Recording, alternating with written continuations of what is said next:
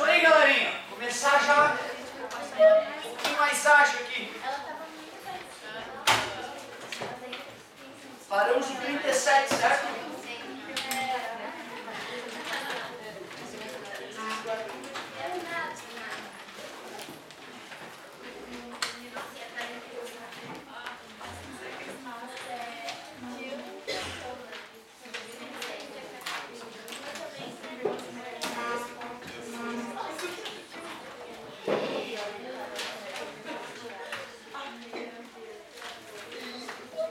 Página 352, exercício 37 da URGS também. Na figura estão representadas duas esferas metálicas idênticas A e B, que podem ser fixadas a uma mesa por meio de hastes isolantes. Inicialmente A e B estão eletrizadas com carga mais 2Q e menos Q, respectivamente, e atraem-se com uma força de intensidade igual a F, quando separadas pela distância D. A seguir, as duas esferas são encostadas uma na outra e novamente separadas pela mesma distância original D. Concluído este procedimento, a intensidade da força elétrica entre A e B será igual a, primeiro mentalmente, para exercitar a velocidade. Uma tinha carga 2Q e a outra menos Q. Em módulo, uma tinha carga 2Q e a outra Q. Quando eu encostar essas duas cargas, mais 2Q com menos Q dá Q, e vai ser dividido para as duas, já que elas são idênticas. Fica Q sobre 2 e Q sobre 2. Se uma carga era 2Q e passou para Q sobre 2, ela foi reduzida em 4 vezes. Se uma carga era menos Q e passou a ser Q sobre 2, ela foi reduzida em módulo 2 vezes. O resto se manteve, é o mesmo material entre elas, a distância entre elas não mudou. Como força eletrostática é diretamente proporcional ao produto das cargas, se uma carga reduziu 4 vezes e a outra 2 vezes, 2 vezes 4, a redução total foi em 8 vezes. F sobre 8, letra A. O jeito rápido de resolver. Vamos usar agora física e matemática de verdade para essa brincadeira.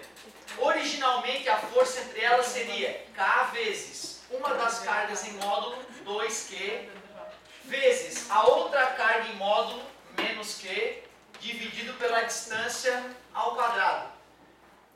Então eu poderia dizer que a expressão que me permite calcular a força entre elas seria Kq ao quadrado sobre D ao quadrado. Na nova situação, depois que a carga 2Q é encostada na carga menos Q, que são idênticas às esferas que possuem essas cargas, dividido por 2, fica Q sobre 2. Essa é a nova carga de cada uma das esferas. A nova força, então, a F' ficará K vezes Q sobre 2 vezes Q sobre 2 dividido pela distância ao quadrado. Uma vez na vida, uma na morta, para fazer paulatinamente isso aqui, ó. K vezes Q, que é o quadrado, 2 vezes 2, 4. E divisão de fração é a primeira, vezes o inverso da segunda.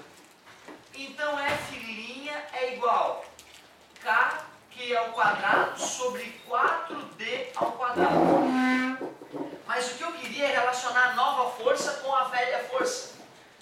Olha ali, ó, o K, que é o quadrado sobre D ao quadrado, está presente numa e noutra. Eu vou isolar essa grandeza então, vou dividir por 2 ambos os lados, ou tá multiplicando, passa dividindo, se tu preferir. Achei o valor do K, que é o quadrado sobre D ao quadrado, ó, é F sobre 2. Substituindo na nova equação, vocês devem aceitar que isso aqui é 1/4 vezes aquele valor ali, ó. K, que é o quadrado sobre D ao quadrado. E como isso é F sobre 2, F' fica F sobre 2 vezes 4, é outro nível. É esse nível que tu tem que almejar, certo? Tem que conseguir fazer isso sem sombra de dúvida. A prova matemática do que nós havíamos falado. E também tens que exercitar a velocidade e fazer mentalmente bem rápido também. As duas funções são importantes. 37 morreu. Vamos para 38.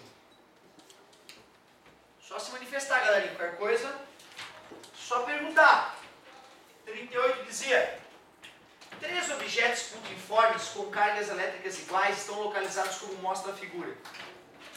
A intensidade da força elétrica por R sobre Q é de 8 vezes 10 na menos 5 newtons.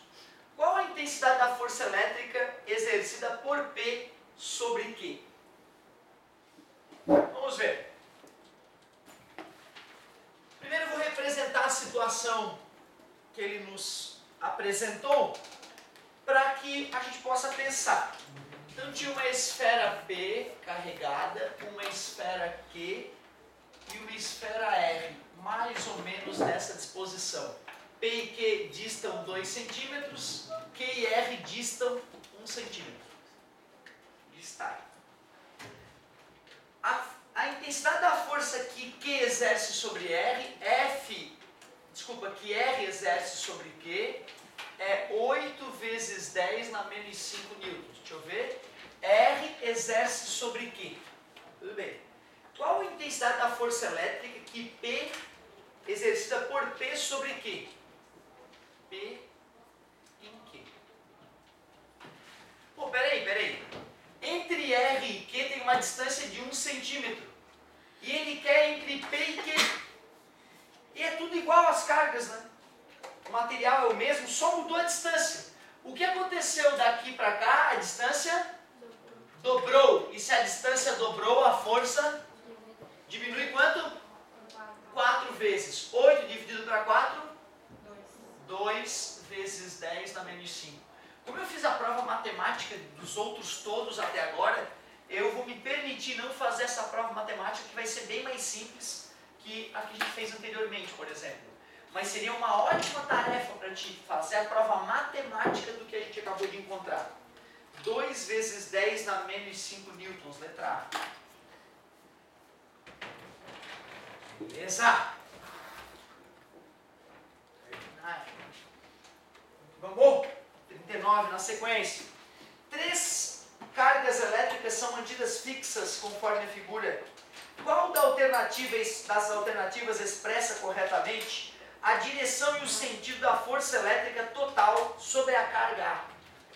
Então, peraí, tinha uma carga aqui negativa de menos 1 coulomb, tinha uma carga aqui positiva de mais 1 coulomb, que ele chamou de ponto A, e tem uma outra carga que aparentemente é a mesma distância da primeira, positiva também. Qual das alternativas expressa corretamente a direção e sentido da força elétrica total sobre a carga A? Para ficar bonito, a gente primeiro pode ver como é que vai ficar o campo elétrico resultante sobre ela. Campo elétrico gerado pelas outras 2 cargas. E depois que a gente descobriu o campo elétrico, a gente desenha a força elétrica. Assim a gente exercita um pouco mais. Tira uma linha reta da carga geradora até o ponto estudado. Desenha um vetor apontando para a carga geradora se ela é negativa, que é esse caso aqui, ou apontando para longe da carga geradora se é positiva. Se eu desse nome, carga 1 e carga 2, esse seria o campo elétrico gerado pela carga 1, esse seria o campo elétrico gerado pela carga 2. Como são grandezas vetoriais, pontilhada paralela, regra do paralelogramo, pontilhada paralela, só desenhar o vetor resultante. Ali está o vetor resultante, campo elétrico resultante. Se eu colocar uma carga negativa nesse ponto, ela é empurrada no sentido oposto do campo, na mesma direção, mas no sentido oposto. Mas como a carga que está no ponto A é positiva, ela vai ser empurrada na mesma direção do vetor campo elétrico. Então aqui estaria o vetor força elétrica. O vetor força elétrica e esse vetor pretinho. E aí, qual daqueles vetores representa adequadamente? Letra B, né? Concordam? Letra B, na diagonal para cima. Muito bom.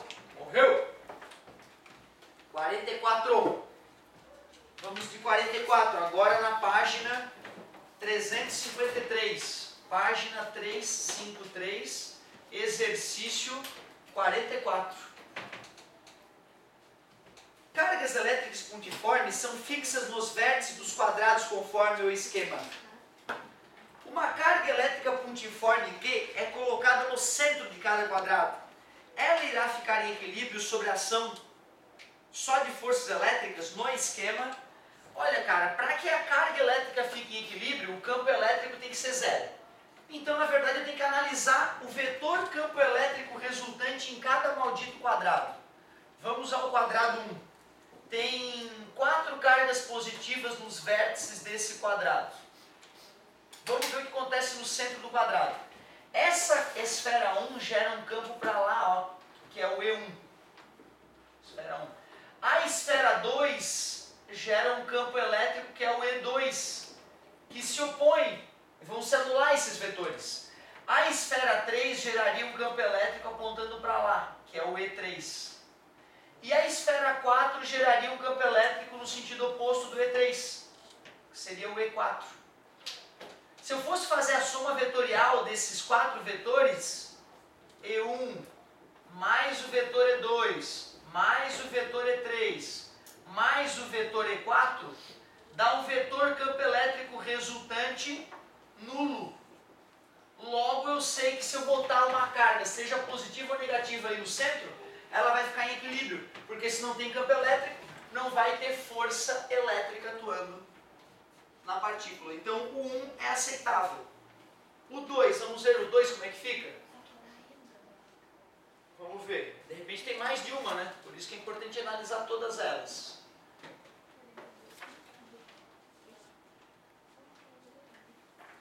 Todas as cargas são negativas. Vou chamar de novo de carga 1, carga 2, carga 3 e carga 4. Cuidado, hein? A carga 1 gera um campo que aponta para ela, E1. A carga 2 gera um campo que aponta para ela, E2, tem que ter o mesmo módulo. O E3 gera um campo que aponta para ela. E o E4 gera um campo que aponta para ela também. Então E1, E4 e E2 se anulam, E1 e E3 se anulam. O campo elétrico resultante, mais uma vez, deu zero. E se não tem campo elétrico resultante, não haverá força elétrica. Então no quadradinho 2 também haverá o equilíbrio. No quadrado 3, tem uma carga positiva aqui se opondo a outra carga positiva aqui, e uma carga negativa aqui se opondo a uma carga negativa ali. Essa carga positiva gera um campo para lá, essa aqui. Essa gera um campo para lá, para o outro lado, de afastamento, que vão se anular. Essa aqui, vou dar nome. 1, 2, 3. Esse é o E1, esse é o E3, campo de afastamento. A esfera 2 gera um campo de aproximação, ó, E2. Enquanto a esfera 4 também gera um campo de aproximação na direção dela. Mais uma vez, esses vetores se anulam e o campo elétrico resultante no centro continua sendo zero. Mais uma opção. Por enquanto está tudo certo. Finalmente, quadradinho 4. 2 esferas positivas na parte superior, 2 esferas carregadas negativamente na parte inferior. Vamos chamar de 1, 2, 3 e 4. Faz com o dedinho. Quando é que aponta o campo gerado pela esfera 1? Ninguém? Isso, gostei. Para baixo. Galera, só tem que decorar 2 coisas. Tirar uma linha reta que sai da carga geradora até o ponto. Uma decoreba. Linha reta. Segunda decoreba. Carga positiva. O campo é para fora, de afastamento, para longe da carga. Carga negativa gerando. O campo é de aproximação, apontando para a carga. Só.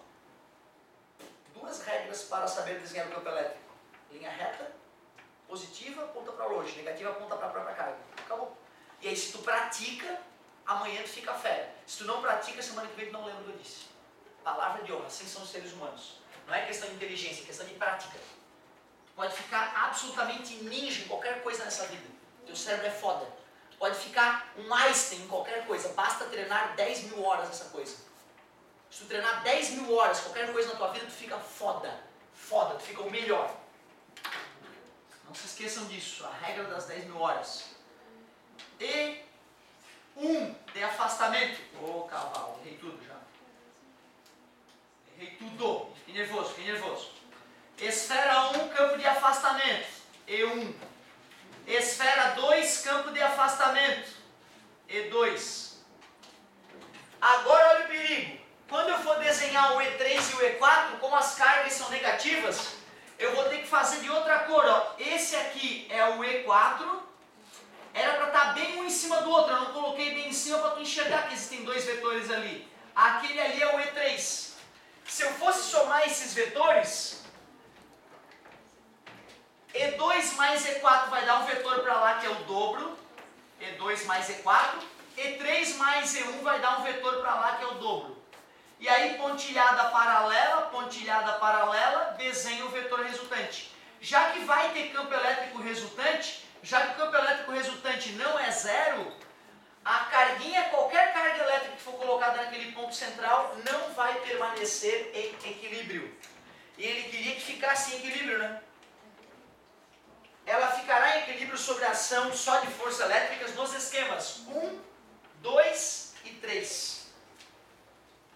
1, 2 e 3, letra B. O que diz o gabarito? B? Então tudo bem.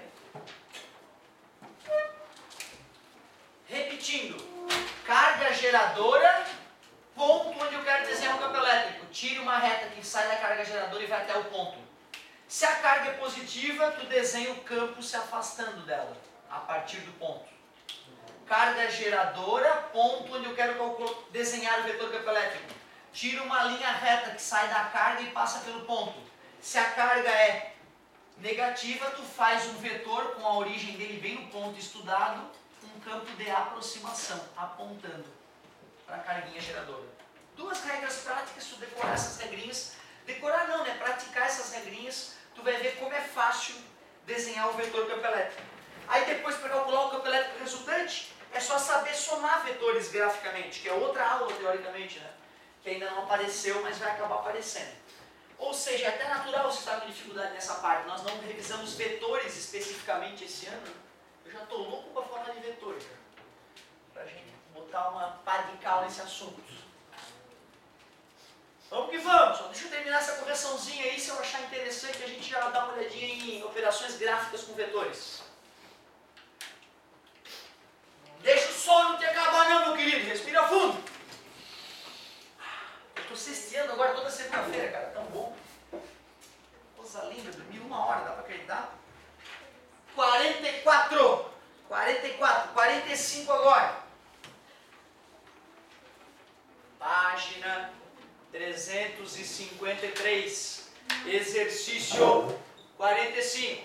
Vamos ver se esse é difícil. As linhas de força saem de cargas 1 e 2. 1, 2. Não, as linhas de força saem de cargas 1, 2. Se cruzam. E quanto mais 3. Ah, tá, entendi. A 1, o 2 e o 3 é para completar. Agora eu já entendi. Não estava conseguindo ler. As linhas de força saem de cargas blá blá blá. Blá blá blá se cruzam e quanto mais blá blá blá, maior a intensidade do campo elétrico nessa região. Assinale as alternativas que preenchem corretamente as lacunas 1, 2 e 3. Nascem, eu coloquei entre aspas, né? Nascem nas cargas positivas, certo? As linhas de força saem das cargas positivas. Nunca se cruzam, jamais se cruzam. Nunca. E quanto mais próximas, maior a intensidade do campo elétrico na região. Foram falas da sala de aula, então, né? Positivas nunca e próximas. Letra B. Boa questãozinha para a gente revisar algumas propriedades das linhas de campo.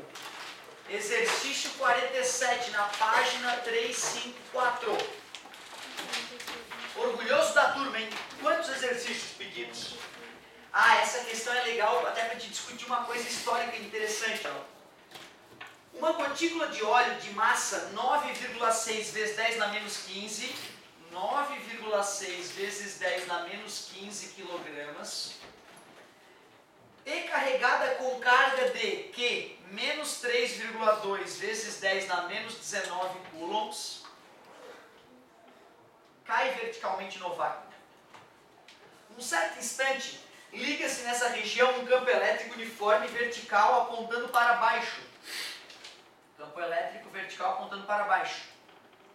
O módulo desse campo elétrico é ajustado até que a gotícula passe a cair em movimento retilíneo uniforme. Então tu vê, chegou um momento que a gota passou a descrever um MRU. E pela primeira lei de Newton nós sabemos que para isso acontecer a força resultante é zero. Para isso estar acontecendo só tem uma explicação. Se eu fosse fazer o diagrama de corpo livre na gota, seria o peso da gota atuando para baixo e a força elétrica atuando na gota para cima. E já que a força resultante é zero, eu sei que essa força elétrica tem que igualar o peso. Senão a gotícula cairia aceleradamente. O que ele pediu aí? Vamos ver. Nesta situação, qual o módulo do campo elétrico? Obrigado, exatamente. Pô, peraí, para eu poder calcular campo elétrico, eu tenho duas fórmulas só até agora. Ou eu vou pela definição, força sobre carga, ou então eu calculo através do campo elétrico gerado por uma carga. Ele não falou qual é a carga que está gerando o campo, nem a que distância eu estou dela. Então aprender a segunda fórmula vazou, não tem. Tenho que usar a primeira fórmula. A carga que sofreu força, ele me disse, é a carga da gotícula de óleo. Mas o valor da força ele não disse. Eu vou calcular por esse raciocínio que eu acabei de apresentar para vocês. A força elétrica vai ser o próprio peso, a força elétrica vai ser M vezes G. A massa da gotícula de óleo é 9,6 vezes 10 na menos 15, vezes a gravidade que eu vou usar como 10, 9,6 vezes 10 na menos 14. Poderia ter escrito 96 vezes 10 na menos 15, sem problema. Agora que eu sei o valor da força que está atuando na carga, é só usar a definição de campo elétrico. Força sobre carga. Como é em módulo, eu não preciso me preocupar com o menos na frente do número. Cuidado, e esse menos aqui de expoente não tem nada a ver com o sinal do número, pelo amor de Deus. 9,6 dividido para 3,2 é uma divisão simples, dá 3. O 10 na menos 19 eu passaria para o numerador como 10 na 19. E 10 na 19 com 10 na menos 14 é 10 na 5. 3 vezes 10 na 5 newtons por coulomb, que é a letra de amor de novo. Agora olha só, por que é importante conhecer essa questãozinha aí? Foi assim que o Millikan mediu a relação entre a massa e a carga de um elétron. O Millikan fez um dispositivo onde tem um pulverizadorzinho de óleo, um borrifadorzinho, tipo de perfume. Aí ele percebia que quando ele fazia isso dentro de uma câmara lá que tinha campo elétrico, ele pegava o tipo de um microscópiozinho e olhava as gotículas. Muitas subiam, muitas desciam, outras ficavam paradas, flutuando. Ele, caramba, por que essas gotinhas estão paradas ali? Ele percebeu que a única explicação era que o peso das gotículas estava sendo equilibrado pela força elétrica. Então ele fez um experimento, percebia que as gotículas de óleo, ora ficava com carga de menos 1,6 vezes 10 na menos 19 coulomb, ora com carga de menos 3,2 vezes 10 na menos 19 coulomb, e nunca nada intermediário. Logo ele percebeu que era a carga, né, dos elétrons ou dos prótons, se preferir. E, né, repetindo esse experimento, então várias vezes ele só confirmou isso, confirmou o valor da carga elétrica elementar. Mas na verdade ele estava inseguro ainda na relação carga-massa. Uma outra experiência chamada ampola de Crookes, que determinou, que gerou essas lâmpadas que a gente usa hoje em dia, fez com que o homem achasse a massa e a carga do elétron.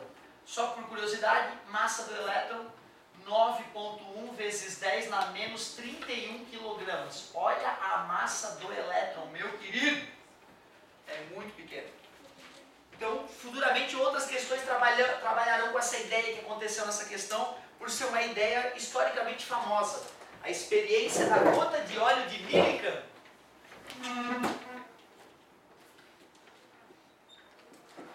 Oi. O fato da massa do próton ser maior que a do elétron também implicaria numa força de campo maior? Pois então, tu tá falando, força de que tipo de campo? Elétrico ou gravitacional? Do campo elétrico não, porque o módulo da carga do próton é igual ao módulo da carga do elétron. Menos 1,6 vezes 10 na menos 19 coulomb. O que muda é a massa. Certo? Então, como a massa do próton é quase 2.000 vezes maior, com certeza, para campo gravitacional, o próton sofre um efeito muito maior do que o elétron. É isso aí mesmo, gostei da colocação. Força elétrica atuando em prótons e elétrons sempre terão o mesmo módulo em situações equivalentes. Agora, força gravitacional não. Bem, isso mesmo, muito bom. A derradeira, é isso mesmo? Nem acredito, estou emocionado. 57. Já com chave de ouro. Página 356, exercício 57. Uma carga elétrica Q igual a 1 microcoulomb de 0,5 gramas de massa, colocada num campo elétrico uniforme de intensidade E, sobe com uma aceleração de 2 metros por segundo ao quadrado. Sendo G igual a 10 metros por segundo ao quadrado, a aceleração da gravidade local, podemos afirmar que a intensidade do campo elétrico é... Então, peraí, tem uma carguinha Q aqui, ó, até sei o valor dela, 1 microcoulomb, e ela sobe acelerada. Para ela estar subindo com uma aceleração de 2 metros por segundo ao quadrado, é porque tem uma força resultante apontando para cima. Eu até sei calcular a força resultante. Força igual a massa vezes aceleração, segundo a lei de Newton. Mas se eu fosse desenhar as forças atuando nessa carga, eu não posso me esquecer do peso, já que ele falou que ela tem uma massa de 5 gramas. Só que para ela estar subindo aceleradamente, tem que ter uma força maior que o peso vertical para cima.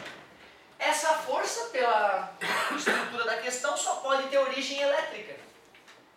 E peraí, para calcular uma força resultante, é bem tranquila nessa situação aqui. É a força maior que é para cima, menos a força menor que é para baixo.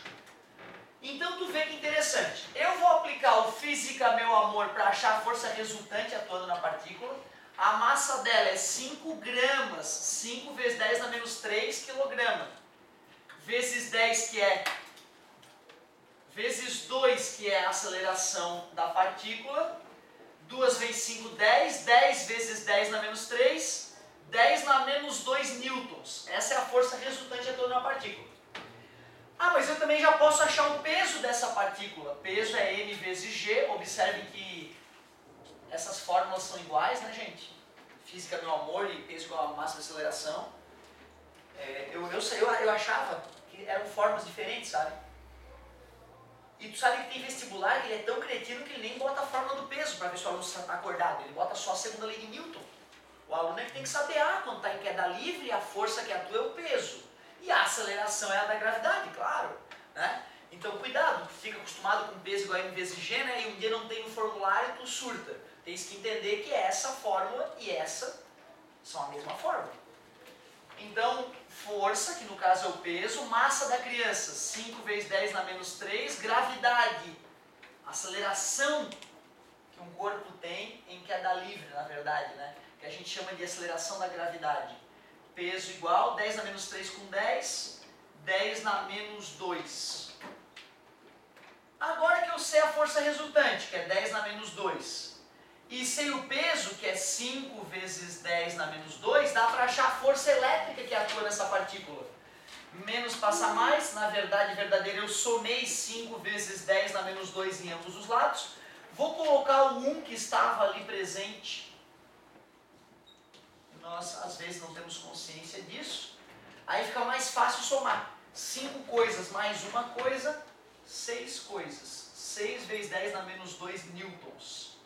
Agora que eu descobri a força elétrica, é finalizar usando a definição de campo elétrico. O campo elétrico é força sobre carga. O campo elétrico ele deve ter pedido, né? Nem lê a pergunta. Podemos afirmar que a intensidade do campo elétrico. O campo elétrico fica sendo a força que atuava na partícula, 6 vezes 10 na menos 2, dividido pela carga da partícula, 1 microcoulomb. 1 vezes 10 na menos 6 coulomb. Logo, o campo elétrico fica 6 dividido por 1 é 6. 10 na menos 6 passa para cima, 10 na 6. Com 10 na menos 2, 10 na 4 Newton por coulomb. 6 vezes 10 na 4. Oi. Só agora que vocês me avisam. Brincadeira, né? 5 gramas, né? Ah, sim, 5 gramas. 0,5 gramas. Errei. Tu imagina se tem o gabarito, né, 60 mil ali. Eu ia assinalar só no dia de liberar o gabarito, eu ia ver o tamanho da dor de cabeça. Errei de novo. Há 10 anos dando aula, um pouco mais que isso, e eu errei. Que tristeza. 10 na menos 1. Não, 10 na menos 3. Como aqui também é 0,5. Então vai ficar 5 vezes 10 na menos 3.